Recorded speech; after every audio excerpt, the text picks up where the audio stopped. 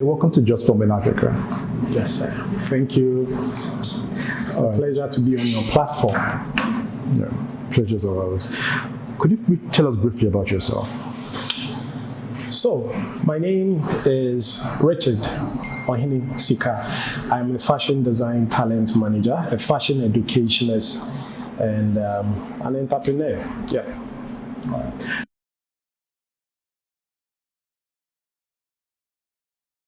So, how I entered into fashion, it was quite simple.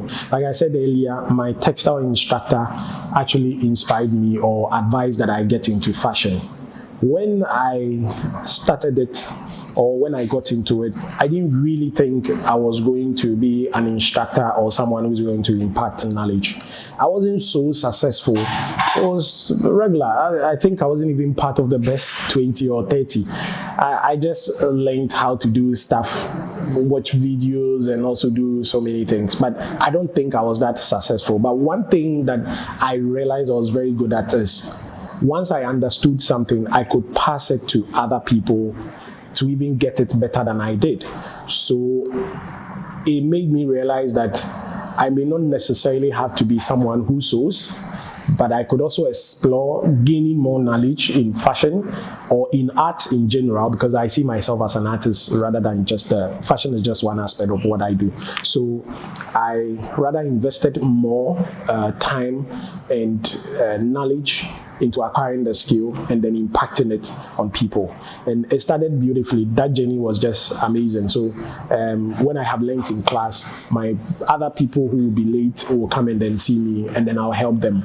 And usually they will do much more better because they understood it even better. Yes.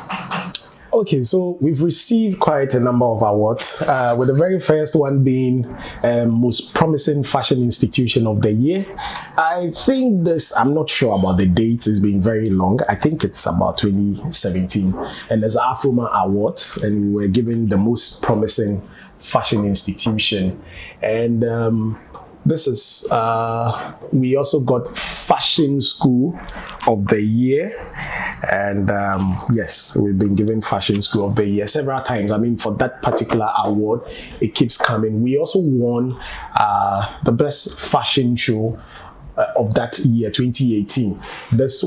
We're competing with Accra Fashion Week, Glade Fashion Week, and a lot of fashion weeks in Ghana. So yes, event of the year, that happens to be a graduate show. So usually when these people are done with the training, we organize a very powerful fashion show. It's a big fashion week event that we do. And we bring in, I think the 2018 one, we had about 170, a production team of 170 people. And so right after that, we were highly recognized. So this is that event, Fashion and Lifestyle Award. They gave us Fashion School of the Year. And we still won Fashion School of the Year in other times. This was in 2019, Best Fashion School. This is FashionGhana.com, organizers of Accra Fashion Week. They give us Fashion School of the Year again.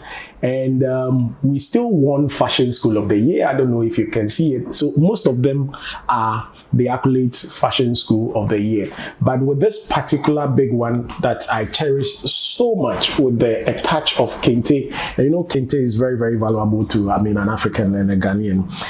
I was given Fashion Entrepreneur of the Year, and it came to me. You can boldly see my name indicating there. So yes, that's from Fashion Ghana as well. My thought about the fashion industry is that let me start from art. The art industry has become extremely buoyant industry that is really flourishing. Currently, the past 3 years has been very, very amazing, and a lot of innovations and but let me just say buoyant. There's a lot of flourishing in here, and the fashion industry is also benefiting from it as well. Because in Ghana, for example, we started something called the Year of Return, and it's been 3 years or 2 years so far. And I happen to be the administrator for the National Fashion Designers Union of Ghana, and I can confidently say that people are really creating, exporting. I have a student who is currently exporting almost every single week boxes of production, and it's been amazing. The fashion industry has become extremely big in terms of how do we call it, production, request, demand, sales. It's becoming very good. We are also moving away from the point where people used to look down upon the fashion people. We are currently being engaged in a lot of industry matters, because I am extremely sure that almost every single day there's a demand for a fashion designer currently in Ghana. Most of people in high positions have understood that their appearance is major importance. People are now bidding, fashion schools are flourishing. We currently in Ghana, we have more than 150 fashion design training institutions in Ghana. And so I won't use any word less than buoyance. So there's been a lot of improvement and successes in the fashion industry of Ghana. There are fashion shows, people are moving outside Ghana. We are getting bigger and better fashion designers. We are getting qualified people like doctors and nurses and other people. Even the textile industry. Just about 2 weeks ago, I met a PhD person who has just acquired her PhD in the fashion industry, and so you can see that there's buoyance. I can't explain it even further, but there's this buoyance in the industry. Yes. Okay, so this is an exhibition area, and for the next 3 months, we're going to have these fabrics here to help our students, differentiate between the different type of fabrics. So usually when they sign up, they do not have any idea about fabrics, and so we teach them and we lead them around so they can feel them. So, for example, this is a felt material. Felt is one of the materials that they are sometimes bonded and they are not woven. So when we say non-woven materials, we are referring to fabrics that are not woven, neither are they knitted and all. There's Georgette. Georgette is just like a chiffon. It's one of the sheer fabrics or lightweight materials. There are some laces around. There's jersey, there's corduroy. Corduroy is one of the fabrics that a certain tribe in Ghana usually likes to wear a lot. I don't know if you know that tribe, but we all know them. Chiffon, there's plaid, there's taffeta, there's linen and denim, what we would usually call jeans material, but the name of the fabric itself is denim. Once again, felt, there's organza, there's organdi. People usually call all of them the same, but one shines, the other doesn't shine. So this is basically a fabric area that teaches our people, the different type of fabrics there is and how to care for them. So we are looking at silk, wool, poplin, lycra, and the rest. So let's get into our production studio so you can have a feel of what we have.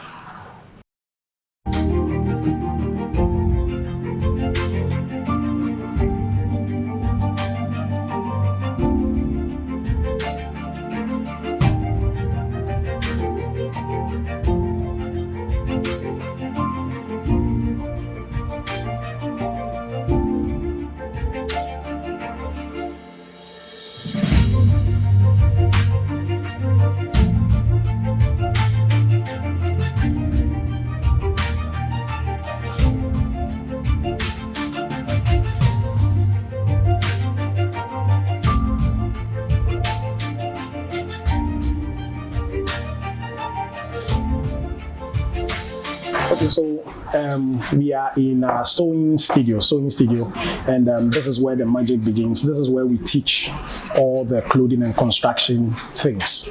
Yes. Okay. And how many students does it cater for? The studio can accommodate 50 people. Yes, 50 people. All right. So it is currently said that the fashion industry in Nigeria is better than in Ghana. What are your views about that? Okay.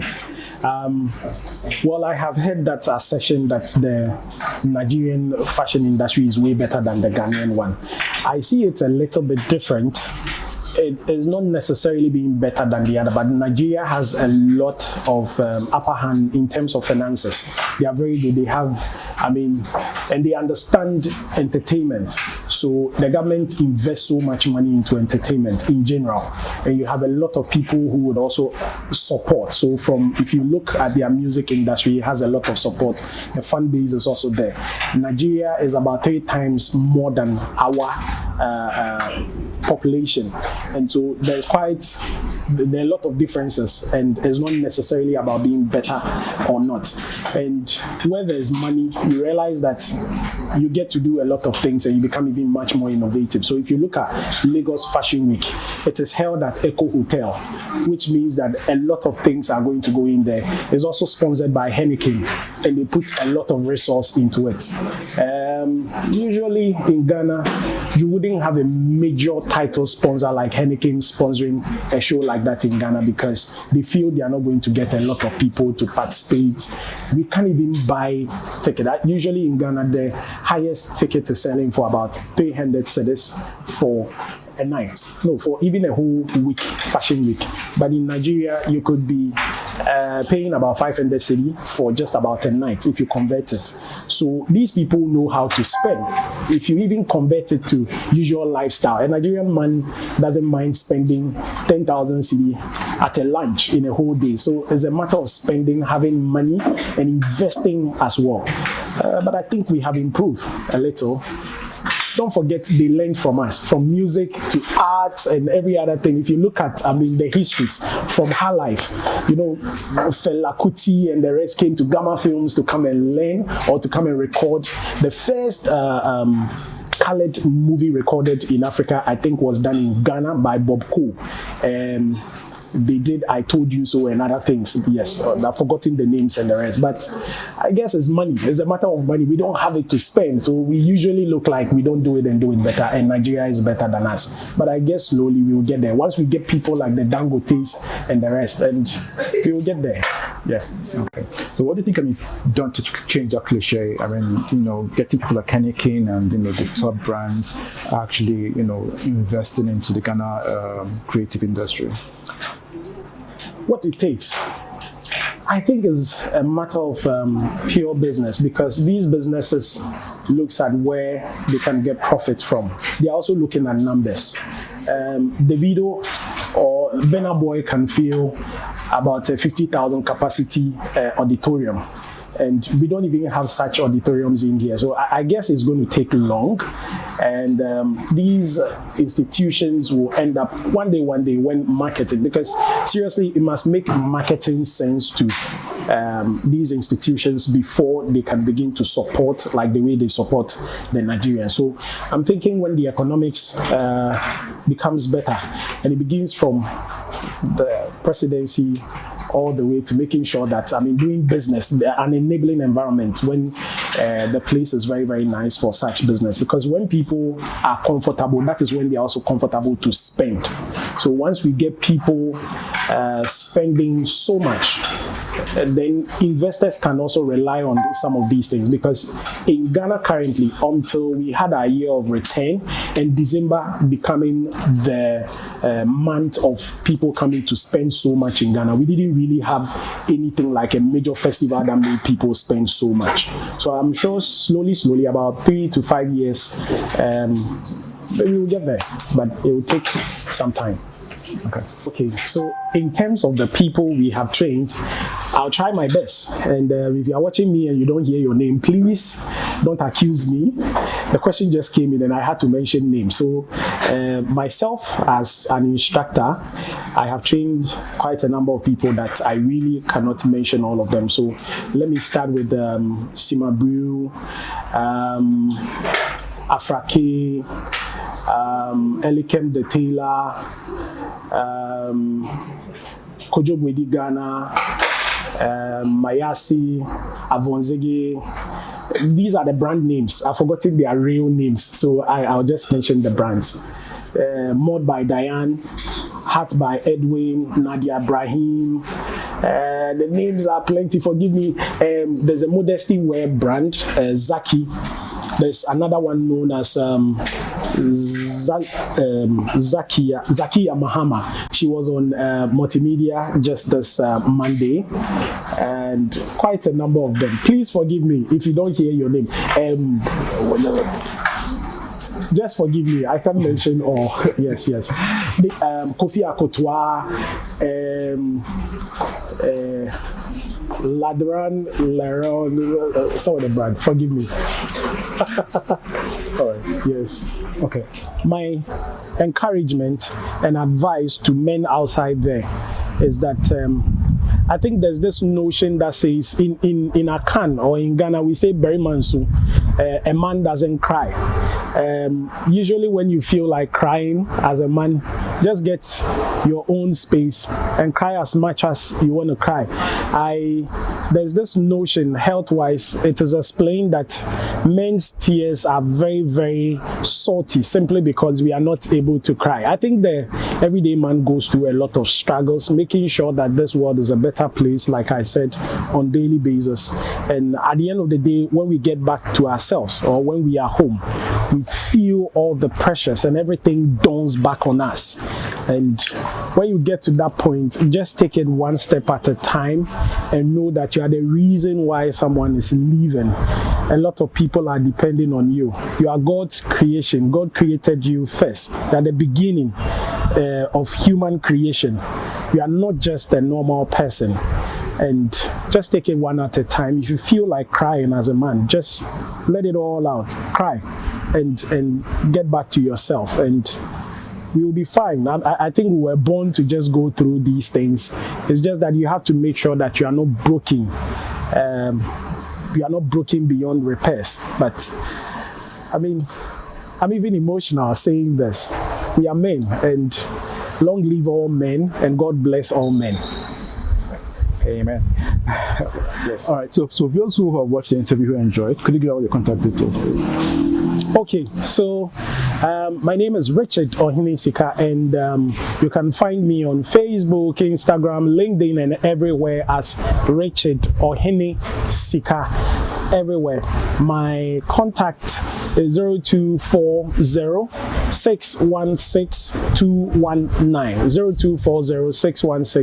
0240-616-219. You can visit my website, richardohenesika.com, and everywhere, social media, everywhere, Richard Ohene Sika. Thank you very much, and I'm highly motivated by this platform, and thank you very much to you and your team. I appreciate you.